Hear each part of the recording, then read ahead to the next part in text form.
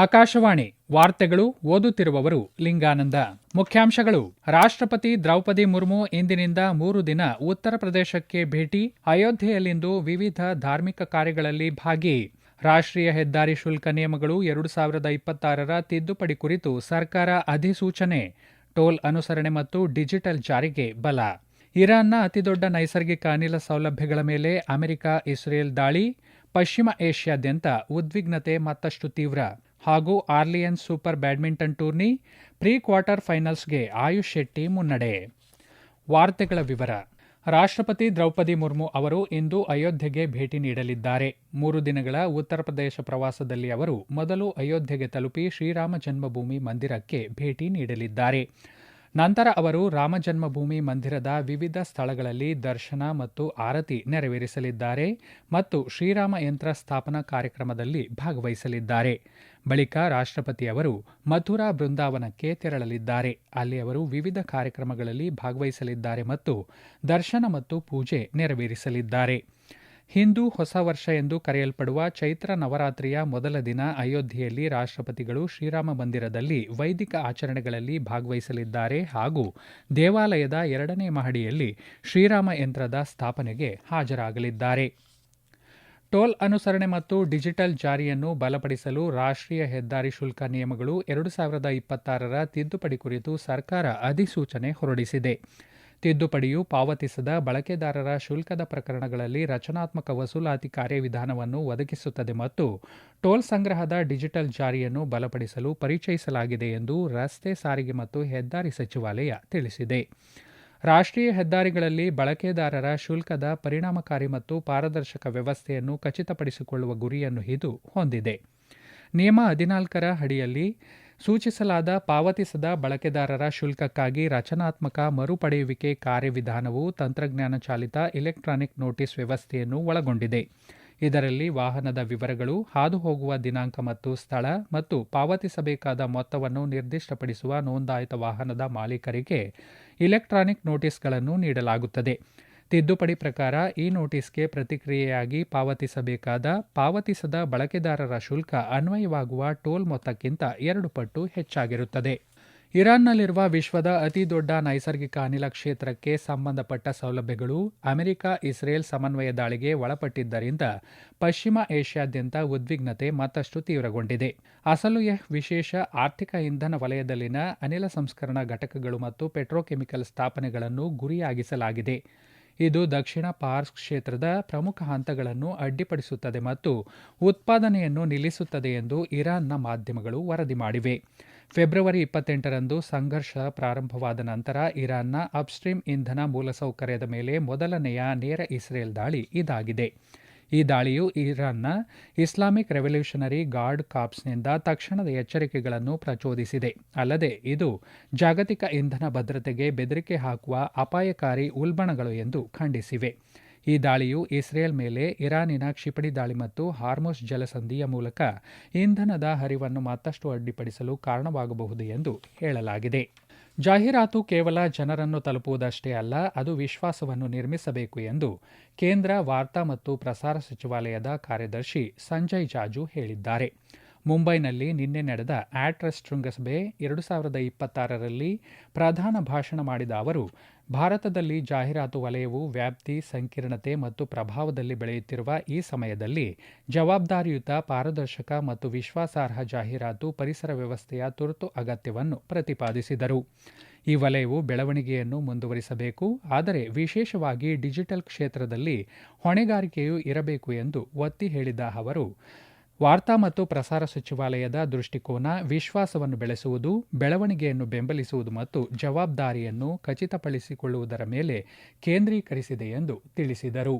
ಈ ವಾರ್ತೆಗಳನ್ನು ಆಕಾಶವಾಣಿಯಿಂದ ಕೇಳುತ್ತಿದ್ದೀರಿ.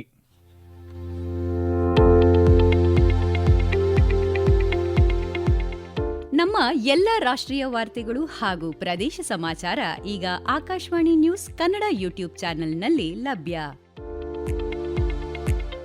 ನಮ್ಮ ಎಕ್ಸ್ ಖಾತೆ ಮತ್ತು ಇನ್ಸ್ಟಾಗ್ರಾಂ ಖಾತೆ ಆಕಾಶವಾಣಿ ನ್ಯೂಸ್ ಕನ್ನಡ.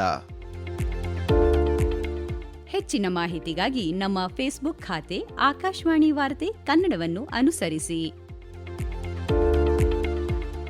ಮಾಹಿತಿಗಳ ಹೂರಣ ವಾರದ ಕಾರ್ಯಕ್ರಮ ಪ್ರಚಲಿತ ವಿದ್ಯಮಾನ ಪ್ರತಿ ಬುಧವಾರ ರಾತ್ರಿ 9:15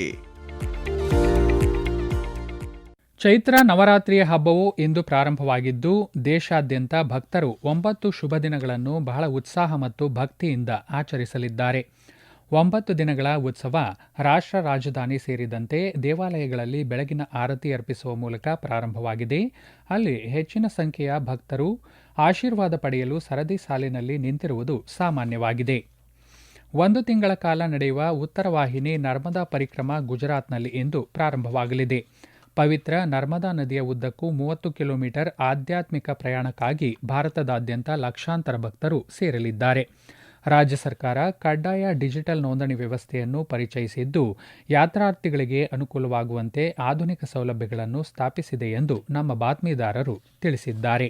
ಚೀನಾ, ರಷ್ಯಾ ಮತ್ತು ಪಾಕಿಸ್ತಾನದ ದೂರಗಾಮಿ ಬ್ಯಾಲಿಸ್ಟಿಕ್ ಕ್ಷಿಪಣಿ ಅಭಿವೃದ್ಧಿ ಕಾರ್ಯಕ್ರಮ ಅಮೆರಿಕಕ್ಕೆ ಅತ್ಯಂತ ಮಹತ್ವದ ಬೆದರಿಕೆಯಾಗಬಹುದು ಎಂದು ಅಮೆರಿಕದ ಗುಪ್ತಚರ ಮುಖ್ಯಸ್ಥೆ ತುಳಸಿ ಗಬ್ಬಾರ್ಡ್ ಹೇಳಿದ್ದಾರೆ. ಸೆನೆಟ್ ಗುಪ್ತಚರ ಸಮಿತಿಯ ಮುಂದೆ ನೀಡಿದ ಸಾಕ್ಷ್ಯದಲ್ಲಿ ರಾಷ್ಟ್ರೀಯ ಗುಪ್ತಚರ ನಿರ್ದೇಶಕಿ ಗಬ್ಬಾರ್ಡ್ ಅಮೆರಿಕಕ್ಕೆ ಪ್ರಸ್ತುತ 3,000ಕ್ಕೂ ಹೆಚ್ಚು ಕ್ಷಿಪಣಿಗಳಿಂದ 2035ರ ವೇಳೆಗೆ 16,000ಕ್ಕೂ ಹೆಚ್ಚು ಕ್ಷಿಪಣಿಗಳಿಗೆ ವಿಸ್ತರಿಸುವ ಬೆದರಿಕೆಗಳು ಸಜ್ಜಾಗಿದೆ ಎಂದು ಹೇಳಿದ್ದಾರೆ. ಕಾರ್ಯತಂತ್ರದ ಬೆದರಿಕೆಗಳ ವಿರುದ್ಧ ತಾಯ್ನಾಡಿನಲ್ಲಿ ಸುರಕ್ಷತೆಯನ್ನು ಖಚಿತಪಡಿಸಿಕೊಳ್ಳಲು ಅಮೆರಿಕ ಸುರಕ್ಷಿತ ಪರಮಾಣು ನಿರೋಧಕವನ್ನು ಮುಂದುವರಿಸಿದೆ.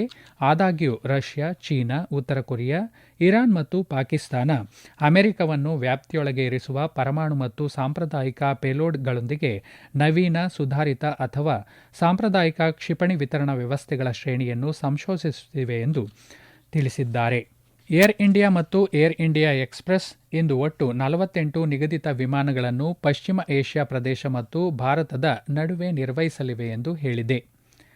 2 ವಿಮಾನಯಾನ ಸಂಸ್ಥೆಗಳು ಭಾರತ ಮತ್ತು ಜೆಡ್ಡಾ ನಡುವಿನ 16 ವಿಮಾನಗಳು ಸೇರಿದಂತೆ ಜೆಡ್ಡಾ ಮತ್ತು ಮಸ್ಕತ್ಗೆ ತಮ್ಮ ನಿಯಮಿತ ಸೇವೆಗಳನ್ನು ನಿರ್ವಹಿಸಲಿವೆ. ಏರ್ ಇಂಡಿಯಾ ವಿಮಾನ ದೆಹಲಿ ಮತ್ತು ಮುಂಬೈನಿಂದ ತಲಾ 1 ರಿಟರ್ನ್ ಸೇವೆಯನ್ನು ನಿರ್ವಹಿಸಲಿದ್ದು, Air India Express Bengaluru, Hyderabad ಮತ್ತು ಕೋಝಿಕೋಡ್ನಿಂದ ಹಾರಾಟ ನಡೆಸಲಿದೆ. ಮಕ್ಕಳ ಮರಣ ಅಂದಾಜು ಕುರಿತ ವಿಶ್ವಸಂಸ್ಥೆಯ ಅಂತರ ಏಜೆನ್ಸಿ ಗುಂಪು ಐಜಿಎಂಇ 2025ರ ವರದಿಯ ಪ್ರಕಾರ ಭಾರತವು ಮಕ್ಕಳ ಬದುಕುಳಿಯುವಿಕೆಯಲ್ಲಿ ಜಾಗತಿಕ ಮಾದರಿಯಾಗಿ ಹೊರಹೊಮ್ಮಿದೆ. ನವಜಾತ ಶಿಶುಗಳ ಮರಣ ಪ್ರಮಾಣ 1990ರಲ್ಲಿ 1,000 ಜೀವಂತ ಜನನಗಳಿಗೆ 57 ಸಾವುಗಳಿಂದ 2024ರಲ್ಲಿ 17ಕ್ಕೆ ಸುಮಾರು 70% ಕಡಿಮೆಯಾಗಿದೆ ಎಂದು ವರದಿ ತಿಳಿಸಿದೆ. ಇದು ತಾಯಿ ಮತ್ತು ನವಜಾತ ಶಿಶುಗಳ ಆರೋಗ್ಯ ಸೇವೆಗಳಲ್ಲಿ ನಿರಂತರ ಸುಧಾರಣೆಗಳನ್ನು ಪ್ರತಿಬಿಂಬಿಸುತ್ತದೆ. ಅಂತೆಯೇ 5 ವರ್ಷದೊಳಗಿನ ಮಕ್ಕಳ ಮರಣ ಪ್ರಮಾಣ 79% ಕಡಿಮೆಯಾಗಿದೆ. ಇದು 1990ರಲ್ಲಿದ್ದ 177ರಿಂದ 2024ರಲ್ಲಿ 27ಕ್ಕೆ ಇಳಿದಿದೆ. ವಿಶೇಷ ನವಜಾತ ಶಿಶು ಆರೈಕೆ ಘಟಕಗಳು, ಜನನಿ ಸುರಕ್ಷಾ ಯೋಜನೆ, ಜನನಿ ಶಿಶು ಸುರಕ್ಷಾ ಕಾರ್ಯಕ್ರಮ ಮತ್ತು ವಿಸ್ತೃತ ರೋಗನಿರೋಧಕ ಕಾರ್ಯಕ್ರಮಗಳಂತಹ ಪ್ರಮುಖ ಉಪಕ್ರಮಗಳನ್ನು ಬಿಂಬಿಸಿದ ಕೇಂದ್ರ ಆರೋಗ್ಯ ಸಚಿವ ಜಗತ್ ಪ್ರಕಾಶ್ ನಡ್ಡಾ ಈ ಪರಿವರ್ತನೆಗೆ ಚಾಲನೆ ನೀಡುವಲ್ಲಿ ಮತ್ತು ಆರೋಗ್ಯ ವ್ಯವಸ್ಥೆಯನ್ನು ಬಲಪಡಿಸುವಲ್ಲಿ ಇದು ನಿರ್ಣಾಯಕ ಪಾತ್ರ ವಹಿಸಿದೆ ಎಂದು ಹೇಳಿದ್ದಾರೆ. ನವಜಾತ ಶಿಶುಗಳ ಆರೈಕೆಗೆ ದೇಶದ ಕೇಂದ್ರೀಕೃತ ಮತ್ತು ಸಮಗ್ರ ವಿಧಾನವು ತಡೆಗಟ್ಟಬಹುದಾದ ಮಕ್ಕಳ ಸಾವುಗಳನ್ನು ತೊಡೆದುಹಾಕಲು ಮತ್ತು ರಾಷ್ಟ್ರದ ಮಕ್ಕಳಿಗೆ ಆರೋಗ್ಯ ಭವಿಷ್ಯವನ್ನು ಖಾತ್ರಿಪಡಿಸುತ್ತದೆ. ಫ್ರಾನ್ಸ್ನ ಆರ್ಲಿಯನ್ಸ್ ಮಾಸ್ಟರ್ ಬ್ಯಾಡ್ಮಿಂಟನ್ ಟೂರ್ನಿಯಲ್ಲಿ ಭಾರತದ ಆಯುಷ್ ಶೆಟ್ಟಿ 16ರ ಘಟ್ಟಕ್ಕೆ ಮುನ್ನಡೆದಿದ್ದಾರೆ. ನಿನ್ನೆ ನಡೆದ ಪುರುಷರ ಸಿಂಗಲ್ಸ್ ವಿಭಾಗದ ಆರಂಭಿಕ ಪಂದ್ಯದಲ್ಲಿ ಆಯುಷ್ ಸಹಸ್ಪರ್ಧಿ ಕಿರಣ್ ಜಾರ್ಜ್ ಅವರನ್ನು ಸೋಲಿಸಿದರು. ಈ ಮಧ್ಯೆ ಮಹಿಳಾ ಸಿಂಗಲ್ಸ್ ವಿಭಾಗದಲ್ಲಿ ಅನ್ಮೋಲ್ ಬಾರ್ಕ್, ತನ್ವಿ ಶರ್ಮಾ, ಮಾಳವಿಕಾ ಬನ್ಸೋದ್ ಮತ್ತು ಇಶಾ ರಾಣಿ ಬರುವ ಸಹ 16ರ ಘಟ್ಟಕ್ಕೆ ಮುನ್ನಡೆದಿದ್ದಾರೆ. ಈ ವೇಳೆ ಮಾಳವಿಕಾ ಚೈನೀಸ್ ತೈಪೆಯ ಎಸ್ವೈ ಸುಂಗ್ ವಿರುದ್ಧವೂ, ಇಶಾ ರಾಣಿ ಡೆನ್ಮಾರ್ಕ್ನ ಅಮಾಲಿ ಶುಲ್ಜ್ ವಿರುದ್ಧ ಜಯಗಳಿಸಿದ್ದಾರೆ. ಈಗ ಕೊನೆಯಲ್ಲಿ ಮತ್ತೊಮ್ಮೆ ಮುಖ್ಯಾಂಶಗಳು. ರಾಷ್ಟ್ರಪತಿ ದ್ರೌಪದಿ ಮುರ್ಮು ಇಂದಿನಿಂದ 3 ದಿನ ಉತ್ತರ ಪ್ರದೇಶಕ್ಕೆ ಭೇಟಿ. ಅಯೋಧ್ಯೆಯಲ್ಲಿಂದು ವಿವಿಧ ಧಾರ್ಮಿಕ ಕಾರ್ಯಗಳಲ್ಲಿ ಭಾಗಿ. ರಾಷ್ಟ್ರೀಯ ಹೆದ್ದಾರಿ ಶುಲ್ಕ ನಿಯಮಗಳು 2026ರ ತಿದ್ದುಪಡಿ ಕುರಿತು ಸರ್ಕಾರ ಅಧಿಸೂಚನೆ. ಟೋಲ್ ಅನುಸರಣೆ ಮತ್ತು ಡಿಜಿಟಲ್ ಜಾರಿಗೆ ಬಲ. ಇರಾನ್ನ ಅತಿದೊಡ್ಡ ನೈಸರ್ಗಿಕ ಅನಿಲ ಸೌಲಭ್ಯಗಳ ಮೇಲೆ ಅಮೆರಿಕ, ಇಸ್ರೇಲ್ ದಾಳಿ. ಪಶ್ಚಿಮ ಏಷ್ಯಾದ್ಯಂತ ಉದ್ವಿಗ್ನತೆ ಮತ್ತಷ್ಟು ತೀವ್ರ. ಹಾಗೂ Orleans super badminton tourney pre quarter ಫೈನಲ್ಸ್ಗೆ ಆಯುಷ್ ಶೆಟ್ಟಿ ಮುನ್ನಡೆ. ಇಲ್ಲಿಗೆ ವಾರ್ತಾ ಪ್ರಸಾರ ಮುಕ್ತಾಯವಾಯಿತು. ನಮ್ಮ ಮುಂದಿನ ವಾರ್ತಾ ಪ್ರಸಾರ 12 ಗಂಟೆಗೆ.